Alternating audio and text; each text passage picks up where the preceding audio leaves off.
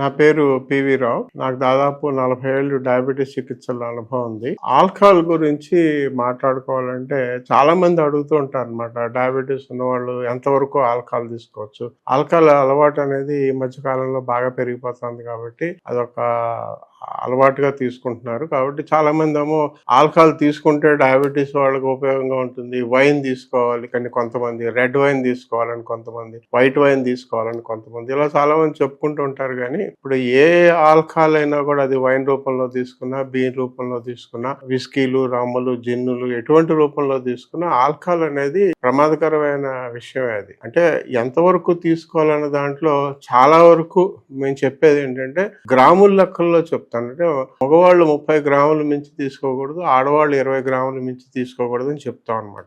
ఈ గ్రాముల్ని మనం అన్వయించుకోవాలంటే పర్సంటేజ్ లెక్కలు, ఇప్పుడు మన విస్కీ, జిన్ను, రమ్ము లాంటి వాటిలో 40% ఆల్కహాల్ ఉంటుంది అనమాట. కాబట్టి వాళ్ళు ఇప్పుడు నేను 30 గ్రాముల వరకు తీసుకోవచ్చు అంటే 30కి మీరు 2.5 రెట్లు ఎక్కువ వేసుకున్నట్లయితే దాదాపు 90 మిల్లీలీటర్లు అవుతుంది. 90 మిల్లీలీటర్ల విస్కీ కానీ, జిన్ను కానీ, రమ్ము కానీ తీసుకోవచ్చు అంతే. ఇంకా అది మించి తీసుకోకూడదు. అలా అని చెప్పి ప్రతి ఒక్కళ్ళకి 90 మిల్లీలీటర్లు తీసుకుంటే ఎటువంటి సమస్య రాదంటానికి కూడా గ్యారంటీ లేదు. ఎక్కువ మందికి 90 మిల్లీలీటర్ల వరకు ఆ జిన్ను, రమ్ము లాంటి 40% ఆల్కహాల్ ఉన్నటువంటి పదార్థాలు తీసుకోవచ్చు అని చెప్తున్నాం. కానీ అందరికీ 100% మందికి దీనివల్ల నష్టం కలగదని చెప్పడానికి మా దగ్గర నిదర్శనాలు లేవు. తక్కువ ఆల్కహాల్ తీసుకున్న వాళ్ళకు కూడా సమస్యలు రావచ్చు.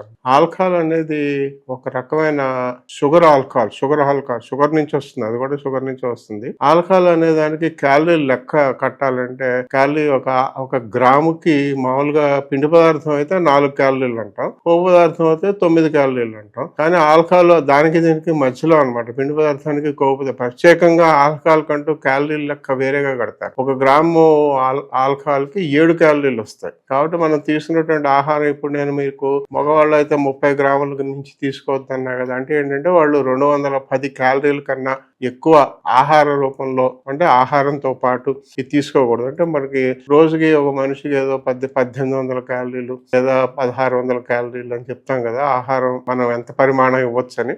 ఆహారంలో ఇది కూడా కలపాలి. అంటే 30 గ్రాములు అంటే 200 క్యాలరీలు దీని ద్వారా వస్తున్నాయి. కాబట్టి మిగతా ఆహారంలోంచి 200 క్యాలరీలు తీసేయాలి, 210 క్యాలరీలు. కాబట్టి ఇది మగవాళ్ళ విషయంలో. ఆడవాళ్ళ విషయంలో 20 గ్రాములు అంటే 20 × 7 140 క్యాలరీలు. కాబట్టి ఇవన్నీ కూడా కొన్ని చిన్న చిన్న లెక్కలు తెలుసుకోవాలి. ఇప్పుడు జిన్ను, రమ్ము వీటి గురించి చెప్పాను కదా 40%. ఇవి కాకుండా వైన్ అయితే 8% నుంచి 11-12% వరకు ఉంటుంది. కాబట్టి ఇంకా కొంచెం క్వాంటిటీ, పరిమాణం ఎక్కువ తీసుకోవచ్చు అనమాట. అలాగే బీర్లు లాంటివి అయితే 4 నుంచి 8% ఉంటాయి. కాబట్టి వాటిలో కూడా ఆల్కహాల్ తక్కువ ఉంటుంది. అలా అని చెప్పి ఎక్కువ తీసుకున్నా, ఇందాక చెప్పాను కదా, ఇప్పుడు 30 గ్రాముల ఆల్కహాల్ తీసుకున్నంత మాత్రాన వాళ్ళకి ఏ సమస్య రాకుండా ఉంటుందని చెప్పడానికి లేదు. మరొక ముఖ్యమైన విషయం ఏంటంటే, ఇవాళ డయాబెటీస్ ఉన్న వాళ్ళందరికీ కూడా తెలుసుకోవాల్సిన విషయం ఏంటంటే, ఆల్కహాల్ తీసుకున్నా తీసుకోకపోయినా, లావుగా ఉన్నా లావుగా లేకపోయినా, డయాబెటీస్ ఉన్న వాళ్ళందరికీ దాదాపు అందరికీ ఫ్యాటీ లివర్ ఉంటుంది. అంటే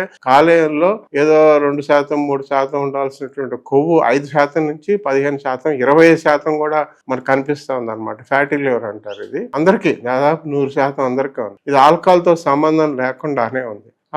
కానీ దాని మీద మళ్ళీ ఆల్కహాల్ మనం తీసుకున్నట్లయితే ఇంకా కొంచెం ఎక్కువ కాలేయంలోకి కొవ్వు ప్రవేశిస్తుంది అనమాట. కాలేయంలో కొవ్వు ప్రవేశించడాన్ని స్టియటోసిస్ అంటాం. అలా కొవ్వు ఎక్కువైనట్లయితే దాన్ని ఫైబ్రోసిస్ అంటాం. ఆ తర్వాత అంటే గట్టిపట్ట మొదలవుతున్నాను. ఆ తర్వాత అది సిరోసిస్, అంటే దానిలో కణాలు చనిపోతూ ఉంటాయి కాబట్టి సిరోసిస్ అంటాం. ఆ తర్వాత క్యాన్సర్ రూపంలో అంటే హెపటోసెల్యులార్ కార్సినోమా అంటాం అనమాట.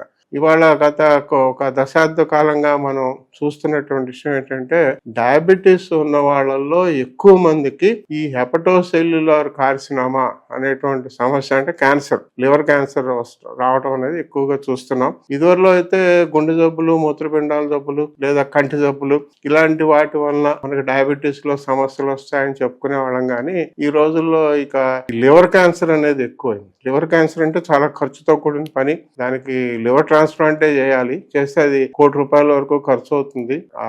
ఇవన్నీ కూడా అనవసరమైన విషయాలు కాబట్టి ఆ సమస్య రాకుండా ఉండాలంటే ఆల్కహాల్ తీసుకునే వాళ్ళు కూడా ఫ్యాటీ లివర్ పరీక్షలు చేయించుకుంటూ ఉండాలి. ఇది అల్ట్రాసౌండ్ పరీక్ష చేస్తారు. ఫైబ్రో స్కాన్ అనేది ఇంకొంచెం పెద్ద పరీక్ష అనమాట. అంటే దాంట్లో ఎలాస్టిసిటీ, మనకి లివర్ ఎంత వరకు పాడైందంటే అందులో ఎంత కొవ్వు ఉందని చెప్తుంది, అలాగే అందులో ఎలాస్టిసిటీ ఎంత సాగుతోంది అంటే ఏంటంటే ఫైబ్రోసిస్ నెక్స్ట్ ఎంత గట్టి పడుతోందని చెప్తుంది అనమాట. ఇంకా పెద్ద పెద్ద పరీక్షలు అంటే ఎంఆర్ఐ పరీక్షలు, తర్వాత లివర్ బయాప్సీలు ఇవన్నీ ఉంటాయి. కాబట్టి డయాబెటీస్ ఉన్న వాళ్ళందరూ కూడా సంవత్సరానికి ఒకసారైనా ఫ్యాటీ లివర్ పరీక్ష ఫైబ్రో స్కాన్ రూపంలో చేయించుకోవాలి. ఈ చిన్న చిన్న FIB-4 అని చెప్పి రక్త పరీక్షల ద్వారా కూడా వాటిని తెలుసుకోవచ్చు. కానీ స్కాన్లు ఈ మధ్య కాలంలో బాగా అభివృద్ధి చెందాయి కాబట్టి లివర్ స్కాన్లు చేయించుకున్నట్లయితే మంచిది. ఏదైనా కూడా ఆల్కహాల్ అనేది 30 గ్రాములు 20 గ్రాములు లెక్క చెప్పాను, కానీ 30 గ్రాములు 20 గ్రాములు తీసుకున్నంత మాత్రాన వాళ్ళకి ఏ సమస్యలు రావని చెప్పడానికి కూడా ఆధారాలు లేవు.